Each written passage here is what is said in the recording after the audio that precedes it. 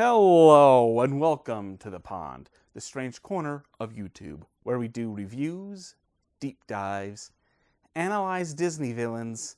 On our shorts, I show off the homestead, so I'm working with pigs, chickens, and cows, and random moments of wildlife.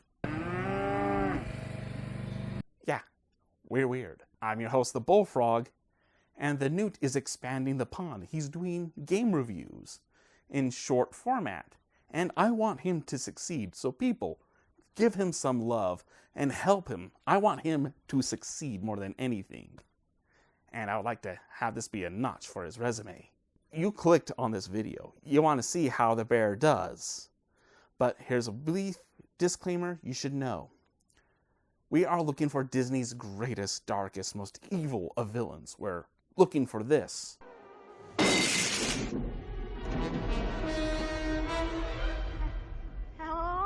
But as Disney. And here's the kicker. We're not doing this through a poll or opinion. We're doing this through a formula. If you want to know more about that formula and the foundation to our whole review system of Disney villains, go here. It's very old and we're not as set up, but there we are. Everything is, the introduction's set up, the disclaimers are said.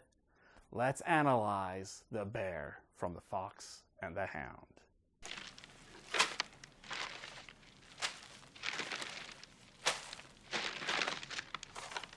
It's going to be obvious. I'm going to talk a lot about it with his presence, but he big. He can't fit on the screen. He's so big. And he big. It's the biggest statement about his design more than anything. And at his color, it's obvious he's a black bear, but we haven't seen a black bear like this in the record books of the US of A. I mean, we get this small scene right here.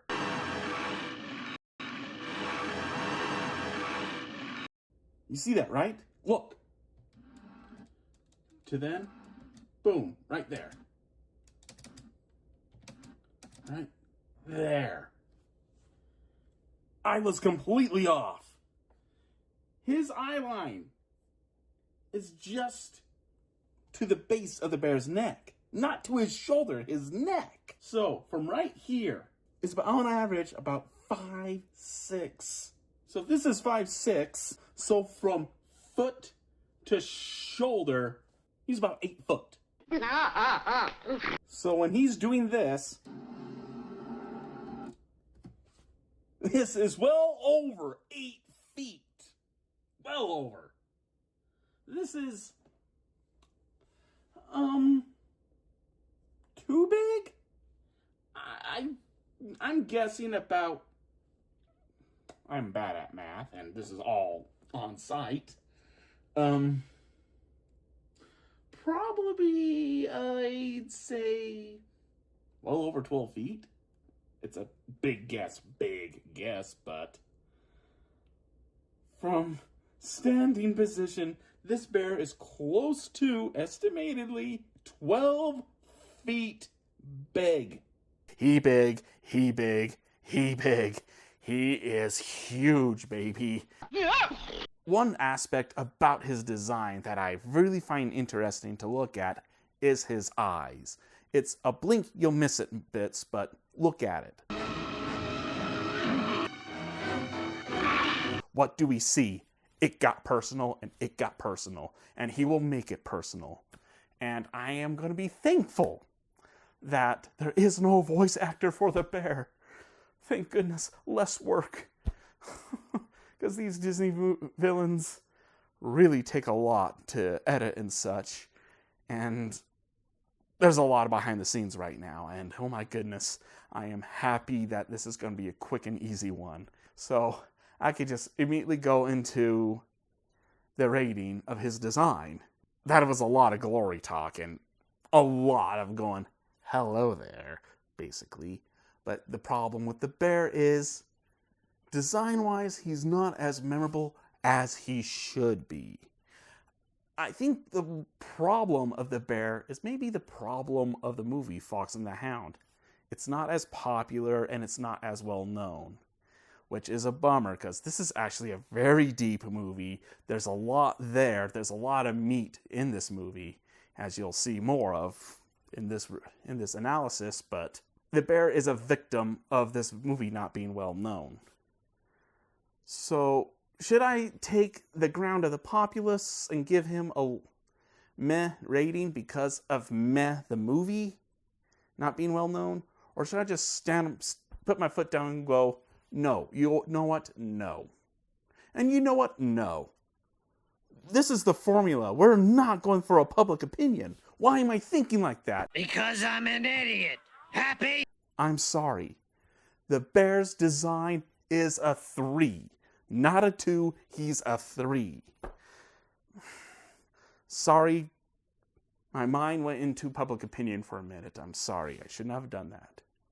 It's against the formula, and I'm wherefore upholding it. My bad, people. He is a 3.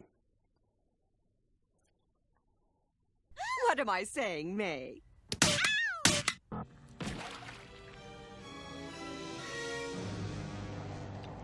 Now, with presents, we have found a formula that can help us measure presents. So we actually have a formula within our own formula. Like a taco within a taco? A double-decker taco supreme. Basically, this is what we have, and it's going to be a little bit more skiwampus with this video, but it's still going to be there. So let's start with introduction. The introduction of the bear is very sudden. The only thing we need to know about is Todd does a little scent trick, so that way when Copper's hunting him, he thinks Todd is behind the bush. So he and Amos are armed, ready for a fox, and what do they get instead is a huge, gigantic bear. Yeah! When he stands in front of the sun, his shadow is the first thing we see about the bear. It's shadow, then him, all in his gigantic glory. All hail the bear. He wore the brown pants. His shadow is very important because it leads to him and the environment. Because the environment is more about the scenery and how he affects the moments that he's in. And it is there plain as day. His shadow is the preamble before an attack. Look at it. Shadow, then attack. Shadow, then attack. He's all there. And the other big thing about the environment that the bear changes is himself. He can't fit on the screen. He's too big. The only way we can get all of the bear on camera is for the camera to be so far back that the bear can fit on it. And that doesn't give us a good segue to the next part, but it is the promise of the bear. And the bear's promise is this: he will kill Copper. Period. End of story. Promise for the bear is unlike any other Disney villain, where the promise is the first step to the threat. No, the promise is the threat. The threat is the promise. The bear will kill Copper. That's it. So these two are more married together than any other analysis of a Disney villain. Damn straight. With history of the bear, there is none. There's no foreshadowing, there's no clues, there's nothing there. The bear has no history. So out of all Disney villains before Fox and the Hound, the bear is the first one to have no history. I haven't read the book Fox and the Hound. I don't know if he's in the book, but until that, I can't really say anything, so he has no history. And before we finish presents, we have to talk time. Now, this isn't going to help change his position or his rating. The time is going to help him in the free-for-all. This isn't a tier list. This is going to be this rounds for each and every Disney villain. We are going to compare and contrast everyone. And one of the tools that's going to help us find out who's Disney's number one is through their times. And I don't need the handy-dandy notebook. I know his time.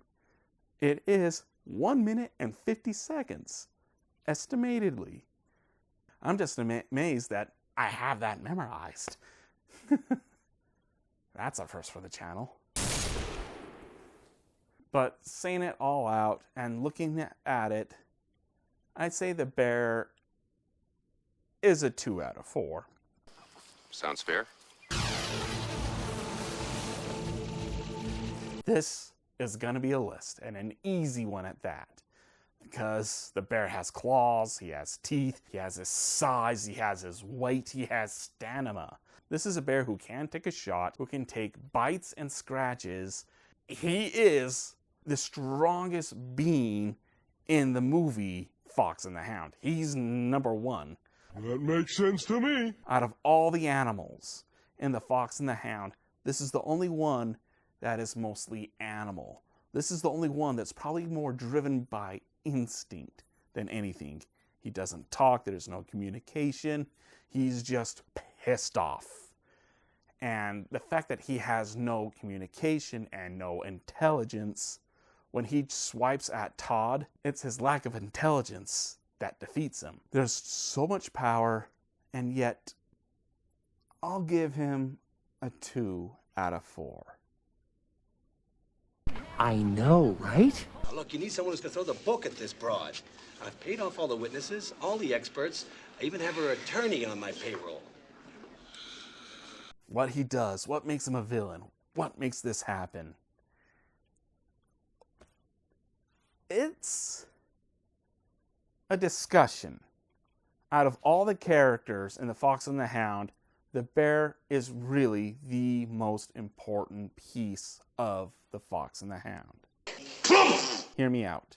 It's because of the bear, The Fox and the Hound is a family-friendly movie. The bear is in the story because he provided the means for Todd to go back and lure the bear onto the wooden bridge and for the bear to fall.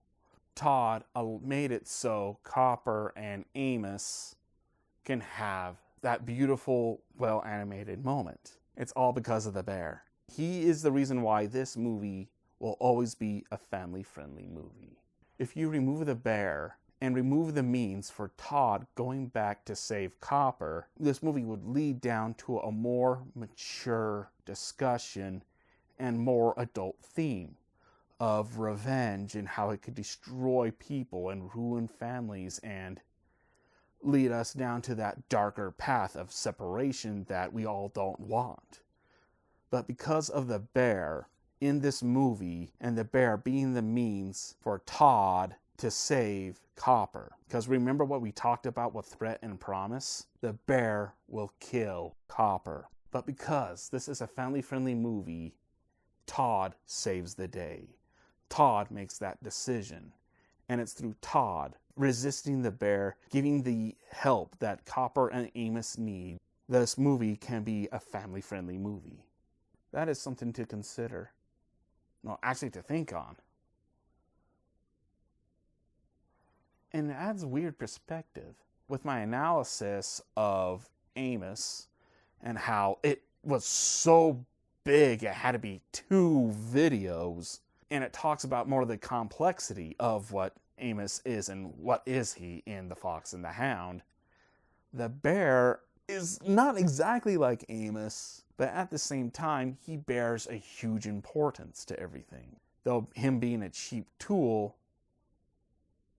he allows everything to stay friendly.